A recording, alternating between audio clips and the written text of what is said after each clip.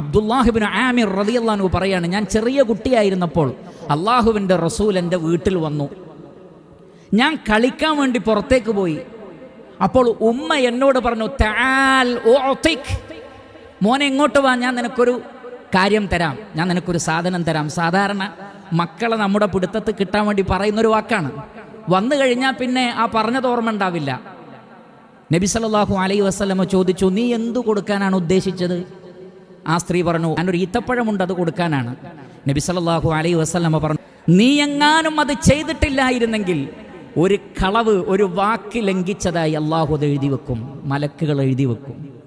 ഒരു മോനെ വിളിച്ചിട്ട്, മോനെ ഒരു സാധനം തരാം, മുട്ടായി തരാം, ചോക്ലേറ്റ് തരാം എന്ന് പറഞ്ഞിട്ട് നിങ്ങൾ കൊടുക്കുന്നില്ലെങ്കിൽ വാഗ്ദത്ത ലംഘനമായി, കരാറ് ലംഘനമായി, നിങ്ങൾ പറഞ്ഞ ഒരു നുണയായി, ഒരു കളവായി മലക്കുകൾ അത് രേഖപ്പെടുത്തുമെന്നാണ്.